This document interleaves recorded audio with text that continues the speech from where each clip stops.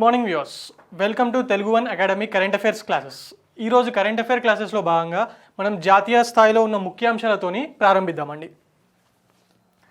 That is ఈరోజు ఉన్న important topic ఏంటంటే మన number of beneficiaries enrolled for maternity benefit plan exceeded the governments target. అంటే ఈ మ్యాటర్నిటీ బెనిఫిట్ ప్లాన్కి సంబంధించి ఒక స్కీమ్ ఉందండి. అదేంటంటే ప్రధానమంత్రి మాతృవందన యోజన. ప్రధానమంత్రి మాతృవందన యోజనకు సంబంధించి ప్రతి సంవత్సరం ఇంతమంది బెనిఫిషరీస్ ఉండాలని ఒక అందాజాగా ఒక టార్గెట్ పెట్టుకుందండి government. That is of about 51.7 lakhs per year. నిన్న ఈవినింగ్ రాజ్యసభలో స్మృతి ఇరానీ గారు మాట్లాడుతూ ఈ టార్గెట్ను దాటిపోయి చాలా ఎక్కువ సంఖ్యలో ప్రధానమంత్రి మాతృవందన యోజన కింద ఆడవాళ్ళు అప్లై చేసుకుంటున్నారని రాజ్యసభలో రిప్లై ఇవ్వడం జరిగిందండి. విచ్ ఈజ్ అబౌట్ 51.7 lakhs కన్నా ఎక్కువగా. మనం ముందుగా ప్రధానమంత్రి మాతృవందన యోజన గురించి తెలుసుకుందాం. Pradhan Mantri Matru Vandana Yojana it has been started by prime minister Modi on December 31st, 2016. ఈ ప్రధానమంత్రి మాతృవందన యోజన PMMVY అంటారండి. దీని కింద మొదటి సంతానం పుట్టిన సమయంలో ప్రతి మహిళకు 5,000 రూపాయలు 5,000 rupees will be given to every beneficiary. ఇదండి. It provides a benefit of ₹5,000 in 3 installments. 3 installmentsలో 5,000 rupees ఇవ్వడం జరుగుతుందండి. ఈ మధ్య సెంట్రల్ గవర్నమెంట్ దీనికి సంబంధించి ఇంకో కంపోనెంట్ యాడ్ చేసిందండి. అదేంటంటే రెండో బిడ్డ పుట్టిన సమయంలో కూడా 5,000 రూపాయలు ఇస్తామని. కాకపోతే ఆ రెండోసారి జన్మించిన బిడ్డ కంపల్సరీగా ఆడపిల్లే అయి ఉండాలని ఒక కంపోనెంట్ తీసుకొచ్చిందండి. బట్ ఈ 5,000 రూపాయలతో ఆ సమయంలో ఆ మహిళ తన వేజెస్ కోల్పోతుంది కదా ఖాళీగా ఉండి. ఆ టైంలో ఈ 5,000 రూపాయలతో తన బాడీకి న్యూట్రిషన్ సంబంధించిన మనీ ఖర్చు పెట్టడానికి ఇవి ఉపయోగపడతాయండి. The scheme is only for women. ఈ స్కీమ్ ఏ మహిళలకు సంబంధించిందంటే those who are not central government employees and state government employees are any PSUs, బ్యాంక్స్లో కానీ ఎనీ పబ్లిక్ సెక్టర్ అండర్టేకింగ్స్లో కానీ పనిచేయని వాళ్ళు, లేకపోతే ఇంకేదైనా ఇలాంటి స్కీమ్ ద్వారానే డబ్బులు పొందని వాళ్ళకు మాత్రమే ఈ స్కీమ్ 5,000 రూపాయలు 3 installmentsలో ఇవ్వడం అనేది వర్తిస్తుందండి. వేరే వాళ్ళకు వర్తించదు. ఇంకొకటి ఏంటంటే this scheme has been clubbed with Janani Suraksha Yojana scheme. జననీ సురక్ష యోజన అంటే ఏంటి? జనరల్గా మనం ఊర్లలో చూస్తూ ఉంటాం. కాన్పు అనేది ప్రతిసారి హాస్పిటల్స్లోనే జరగదండి. కొందరు ఆడవాళ్ళు కలిసి అక్కడ లోకల్లో చేస్తూ ఉంటారు. అలా కాకుండా హాస్పిటల్స్లో కానీ ANMs ద్వారా కానీ కాన్పు జరిగిన సమయంలో 1,000 రూపాయలు ఇస్తూ ఉంటారండి.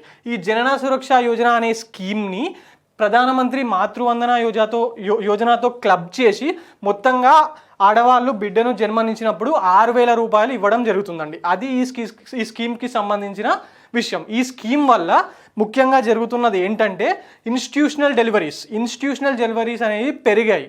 ప్లస్ ఈ 5,000 రూపీస్ ఇస్తుండడం వల్ల ఆ స్కీమ్లోకి గవర్నమెంట్ అనుకున్న టార్గెట్ కన్నా చాలా ఎక్కువ సంఖ్యలో వచ్చి చేరుతున్నారని ఈరోజు స్మృతి ఇరానీ గారు రాజ్యసభలో తెలియజేశారండి. Coming on to the next topic now. Government bans import of foreign drones to promote make in India initiative. ఈ డ్రోన్కి సంబంధించిన విషయం అండి. ఈ మధ్య మనం డ్రోన్స్ వాడకం అనేది ఎక్కడ పడితే అక్కడ చూస్తున్నామండి. ముఖ్యంగా మన పెళ్ళిళ్ళల్లో కానివ్వండి, లేకపోతే ఇంకొందరు టెక్నాలజీ అప్గ్రేడ్ చేసుకున్న ఫార్మర్స్ వాళ్ళు ఫెర్టిలైజర్ చల్లదానికి కానివ్వండి, ఇలా వేరియస్ వెరైటీ ఆఫ్ ఏరియాస్లో వాడుతున్నారు. బట్ గవర్నమెంట్ ఏం చేసిందంటే to promote make in India initiative, drones అనేటివి ఇండియాలో మాత్రమే తయారు చేసినవి మాత్రమే వాడాలి అని చెప్పి ఒక స్కీమ్ తీసుకొచ్చిందండి. సో ఇదేంటంటే కానీ దానికి కొన్ని ఎక్సెప్షన్స్ ఇచ్చిందండి. ఎక్సెప్షన్స్ వేటి కంటే research and development, defence and security, ఈ 3 రంగాలు ఇక్కడ మెన్షన్ చేశాను కదా. However import of drones for research and development, defence and security purposes have been exempted from the ban, but such imports, అలాంటి ఇంపోర్ట్స్ కూడా government నుంచి క్లియరెన్స్ తీసుకోవాలండి. వేరే దేశాల నుంచి ఇంపోర్ట్ చేసుకోకూడదండి డ్రోన్స్ అనేటివి. అలాగే ఇంపోర్ట్ ఆఫ్ డ్రోన్ కంపోనెంట్స్, ఈ 3 రంగాలు research and development, security and defence, ఈ 3 రంగాలకు సంబంధించి డ్రోన్స్ యొక్క విడిభాగాలను ఎప్పుడైనా వేరే దేశంలో నుంచి వీ క్యాన్ ఇంపోర్ట్ అండి. For that there is no restrictions. But in other sectors like ఇందాక చెప్పాను, మ్యారేజ్ హాల్స్లో వీడియోస్ తీయడానికి డ్రోన్స్ వాడుతున్నాం, లేకపోతే ఎక్కడైనా షూటింగ్స్ ఆకాశంలో నుంచి వ్యూ కోసం డ్రోన్స్ వాడుతున్నాం, అలాగే అగ్రికల్చర్లో ఫెర్టిలైజర్స్ చల్లడానికి డ్రోన్ వాడుతున్నాం. ఇలాంటి వాటికి మాత్రం దేశీయంగా తయారు చేయబడ్డవి, make in India, made in India, ఇక్కడ తయారు చేయబడ్డవి మాత్రమే వాడాలండి. అలా అని చెప్పి గవర్నమెంట్ ఒక ఇనిషియేటివ్ తీసుకొచ్చింది. దట్ ఈస్ అండి. Now coming on to the next topic, Atal tunnel or దీన్ని రోహతంగ్ టనల్ అని కూడా అంటారు. Atal tunnel was certified by world book of records as world's longest highway tunnel. Okay, ఇది వరల్డ్ బుక్ ఆఫ్ రికార్డ్స్ అండి, Guinness book of world records కాదు. ఇది లండన్కి సంబంధించిన వాళ్ళది, ఇంగ్లాండ్ దేశంలో చాలా ప్రాముఖ్యత కలిగిన ఆర్గనైజేషన్ అండి. ఇది ఏమని సర్టిఫై చేసిందంటే అటల్ టనల్ మన స్వర్గీయ ప్రధానమంత్రి అటల్ బిహారీ వాజ్పేయి గారి పేరు మీద పెట్టారండి. Atal tunnel was certified as world's longest highway tunnel at 10,000 metres height. 10,000 అడుగున ఎత్తులో దీన్ని నిర్మించారండి. వరల్డ్స్ హైయెస్ట్, ఇంతకన్నా పెద్దది ఇప్పటి వరకు లేదండి అని చెప్పి ఈ ఆర్గనైజేషన్ వాళ్ళు సర్టిఫై చేశారు. This was constructed by border roads organisation వాళ్ళు కన్స్ట్రక్ట్ చేశారండి, which connects Manali Leh highway మధ్యలో ఉందండి. ఇంతకుముందు మన చలికాలం వచ్చిందంటే చాలు ఆ ఏరియాలో మంచు పడిపోయి ఆ హైవే అనేది ఆగిపోయేది, స్తంభించిపోయేదండి నెలల పాటు. After constructing this project now ఇప్పుడు నార్మల్గానే వెళ్తున్నాయండి, because it is like underground type tunnel అండి. It is connecting Manali with Lahaul Spiti valley in Himachal Pradesh. Basically ఏంటంటే లేహ్ అండ్ మనాలి జాతీయ రహదారిలో దీన్ని కట్టారండి. Atal tunnel was dedicated to the nation by prime minister Narendra Modi in October 2020. ఇంతకు ముందుగా మనం చెప్పుకున్నట్టుగా ఇది 9 కిలోమీటర్ల పాటు కట్టారండి. ఒక టనెల్ చాలా స్ట్రాటజిక్ లొకేషన్లో మరియు చాలా డిఫికల్ట్ టెరెన్, మొత్తం కొండల మధ్యలో కట్టారండి దీన్ని.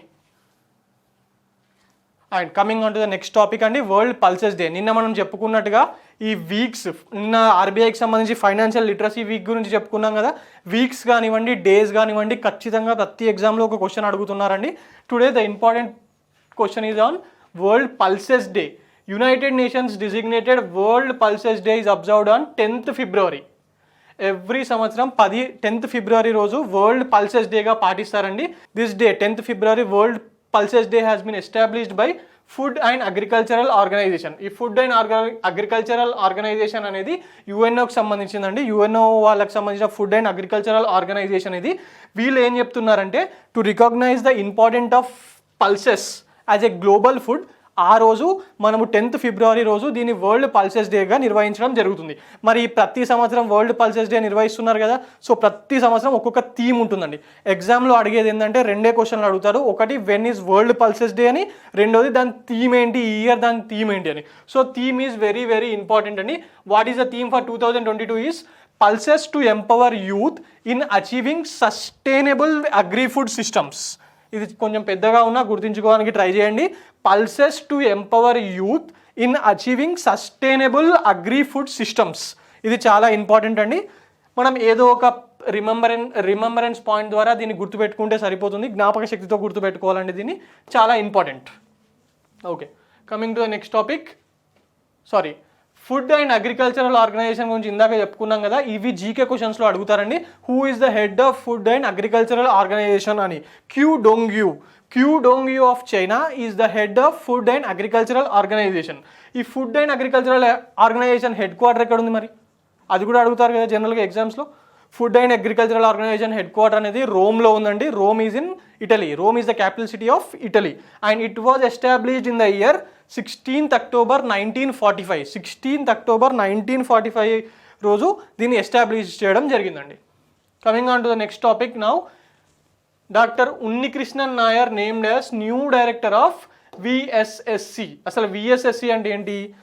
It is Vikram Sarabhai space centre. ఈ విక్రమ్ సారాభాయ్ స్పేస్ సెంటర్కి ప్రముఖ సైంటిస్ట్ మరియు లాంచ్ వెహికల్ స్పెషలిస్ట్ అయిన ఉన్నికృష్ణన్ నాయర్ గారిని డైరెక్టర్గా నియమించారు. ఈ లాంచ్ వెహికల్స్ అంటే ఏంటి?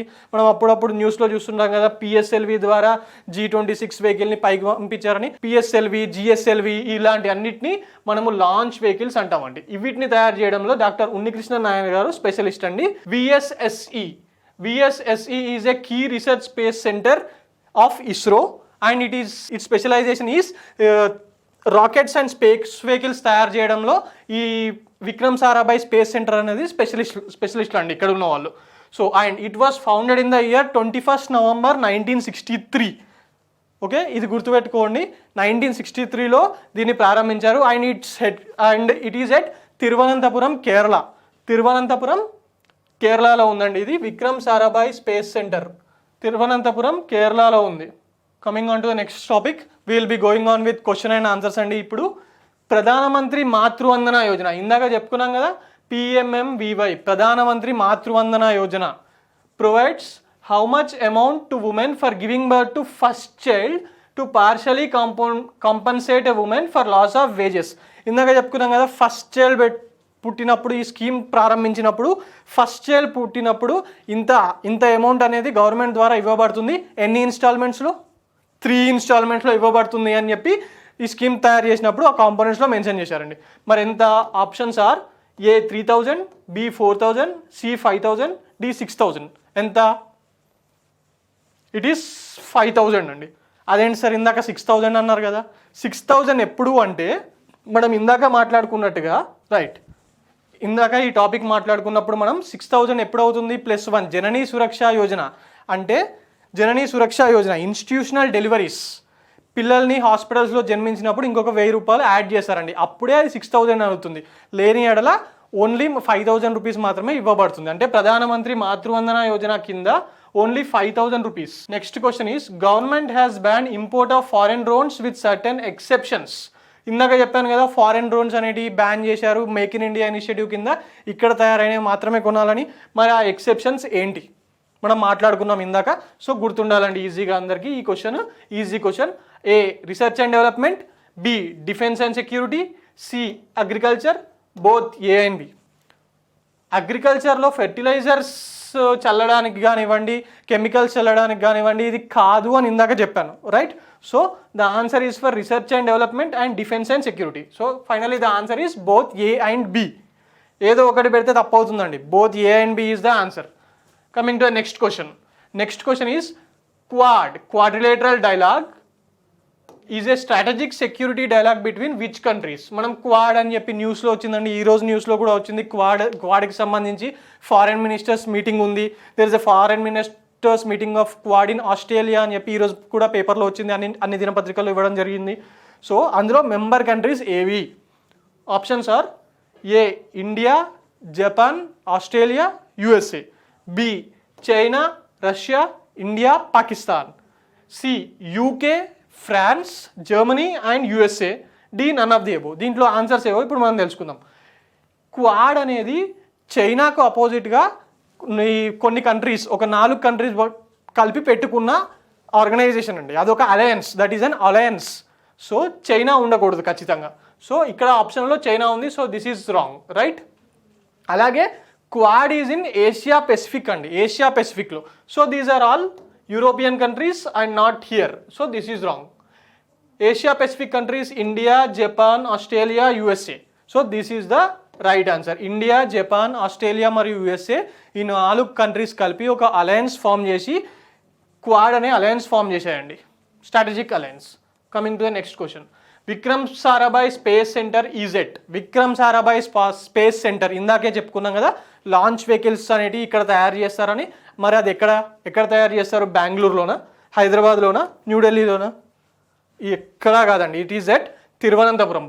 బెంగళూరులో ఇస్రో హెడ్ క్వార్టర్స్ ఉందండి. That is not Vikram Sarabhai space centre, అది ISRO head quarters. So answer is Thiruvananthapuram, Kerala. Nai Roshni scheme is run by which ministry. అసలు నయీ రోషిని స్కీమ్ అంటే ఏంటి? Muslim girls and women's empowerment కోసం ఈ స్కీమ్ తీసుకురావడం జరిగిందండి. That is run by ministry of minority affairs. అంటే empowerment అంటే ఎడ్యుకేషన్ విషయంలో కానివ్వండి, హెల్త్ విషయంలో కానివ్వండి, లీగల్ రైట్స్ గురించి వాళ్ళు తెలుసుకోవడం విషయంలో కానివ్వండి, ఫినాన్షియల్ లిటరసీ విషయంలో కానివ్వండి, ఇవన్నీ చెప్పడానికి, ఇవన్నీ తెలియజేయడానికి నయీ రోషిని అనే స్కీమ్ని మినిస్ట్రీ ఆఫ్ మైనారిటీ అఫేర్స్ వాళ్ళు నిర్వహిస్తున్నారు. మీరు అనుకోవచ్చు, ఒక డౌట్ రావచ్చు, సార్ ఎడ్యుకేషన్ కదా, ఉమెన్స్ హెల్త్ కదా, ఇలాంటికి సంబంధించిందంటే ministry of women and child development ఏమో అని, ఉమెన్కి సంబంధించిన స్కీమ్ కదా అని, ఇందులోనే కన్ఫ్యూజన్ ఉంటుందండి. ఇలాంటి విషయంలోనే మీరు చాలా జాగ్రత్తగా ఉండాలి. ఇందులో కన్ఫ్యూజన్ ఉంది, right? But answer is ministry of minority affairs. ఈరోజు ఇంతవరకేనండి. Thank you. Please visit Telugu one academy. Thank you.